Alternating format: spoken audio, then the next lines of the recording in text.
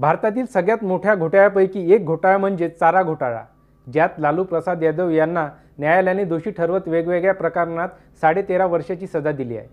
त्यामुळे लालू प्रसाद यादवला जेलमध्ये जावं लागलं आणि तेथेच त्यांची राजकीय कारकीर्द संपली। मग नेमका हा चारा घोटाळा काय आहे समजून घेऊ या व्हिडिओमधून।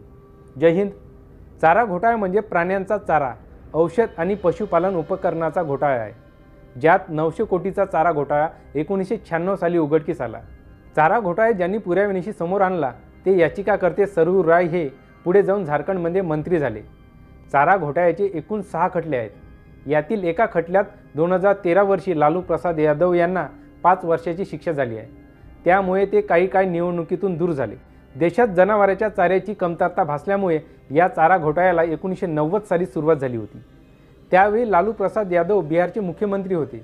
बिहारचे पशुपालन विभागाची बनावट बिलं देऊन चाऱ्याच्या नावाने सरकारी तिजोरीतून रक्कम काढली गेली।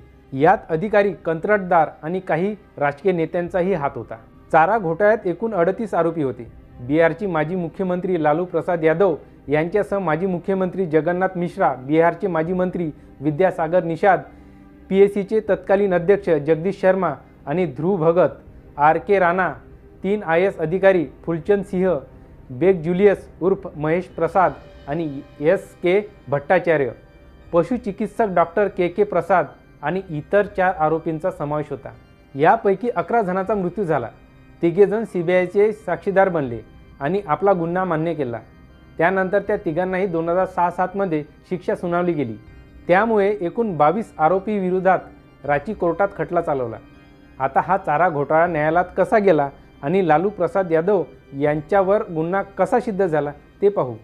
10 मे 1997 रोजी CBIने तत्कालीन राज्यपालाकडे मागणी केली की चारा घोटाळा प्रकरणी लालू प्रसाद यादव यांच्यावर कारवाई व्हावी। 23 जून 1997 रोजी लालू प्रसाद यादव आणि इतर 55 जणांविरुद्ध आरोपपत्र दाखल करण्यात आले। 29 जुलै 1997 रोजी लालू प्रसाद यादव यांना अटक करण्यात आली होती। 12 डिसेंबर 1997 रोजी लालू प्रसाद यादव यांची सुटका झाली। 28 ऑक्टोबर 1998 रोजी पुन्हा अटक करण्यात आली। मार्च 2012 रोजी CBIने पटना कोर्टात लालू प्रसाद यादव, जगन्नाथ मिश्रा यांच्यासह 32 जणांविरुद्ध आरोपपत्र दाखल केले। 2013 मध्ये चारा घोटाळ्याशी संबंधित चाईबासा प्रकरणात त्यांना 5 वर्षाची शिक्षा सुनावण्यात आली। नंतर जामिनावर बाहेर पण आले। चारा घोटाळा ज्यांनी पुराव्यानिशी समोर आणला ते सरयू राय यांना कधी वाटलं नव्हतं की चारा घोटाळा इतकं मोठं रूप घेईल आणि त्यात लालू प्रसाद यादव यांना तुरुंगवासाची शिक्षा होईल। चारा घोटाळ्याशी संबंधित सर्व खटल्याची एकत्रित सुनावणी व्हावी अशी याचिका लालू प्रसाद यादव यांनी सुप्रीम कोर्टात केली होती। मात्र कोर्टाने याचिका फेटाळली आणि प्रत्येक खटला हा स्वतंत्रपणे चालवण्याचे आदेश दिले। भारतातील मोठ्या घोटाळ्यापैकी एक प्रमुख मोठा घोटाळा समजला जाणाऱ्या चारा घोटाळ्यासंबंधी वेगवेगळ्या प्रकरणात लालू प्रसाद यादव यांना जवळपास 13.5 वर्षाची शिक्षा झाली।